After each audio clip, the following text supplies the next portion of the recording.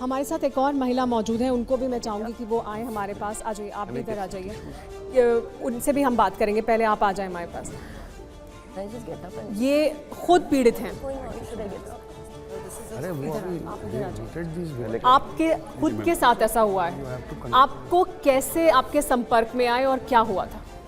वो मुझे फेसबुक के जरिए मिले थे। अपनी पहचान छिपाकर मिले थे, क्या किया था? अपनी पहचान छिपाकर, मतलब धर्म अपना बताया अलग?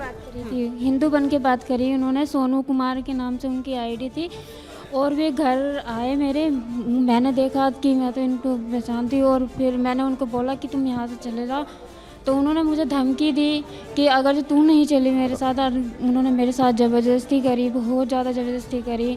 बोला कि अगर तूने तेरे घर वालों को मार दूंगा। एक मेरी 10 साल की बेटी है, उसको बोला कि इसको मैं लेके जाऊंगा। ये थोड़ा सा उसको उठवा भी दिया। इस वक्त स्थिति वाकई जो है आधा निश्चित तौर पर अभी उनको जाना पड़ा है सुमेरा, क्योंकि इन लोगों की कहानियां देख करके उनके आंसू इस वक्त रुक नहीं पा रहे हैं। और हम बार बार कह रहे हैं कि ये स्थितियां हैं, ये तस्वीर है, और जब ऐसी तस्वीरें सामने आती हैं तो निश्चित तौर पर कोई भावनात्मक व्यक्ति के साथ जो होता है, इस वक्त आदा के साथ हुआ है। लेकिन आप इनको अगर बैठने के लिए गए, लेकिन विपुल जी,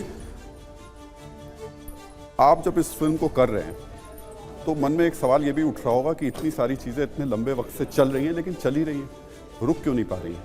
और इस फिल्म के बाद क्या आपको उम्मीद लग रही है कुछ हो पाएगा उसके बाद? देखिए,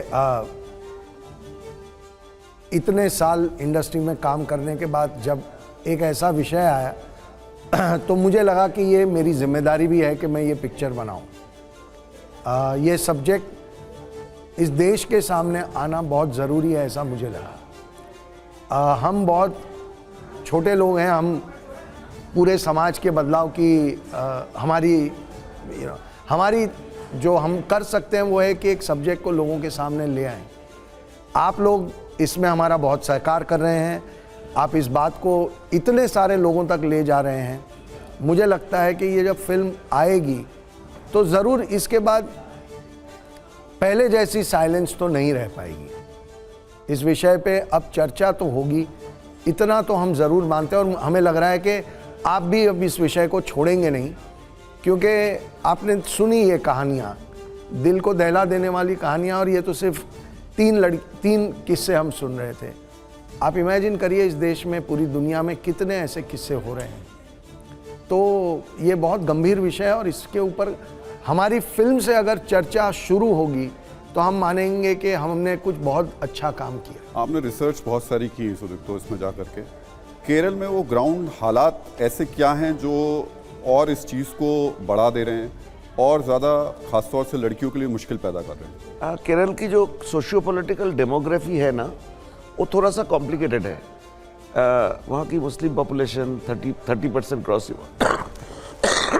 क्रॉस हो गया, Christian population, Hindu population. So ISIS जैसे organization got a good solid foundation ground there, and this breeding ground basically given an opportunity. Today morning I was talking to one artist, one Muslim artist from Kerala. He just arbitrarily called me.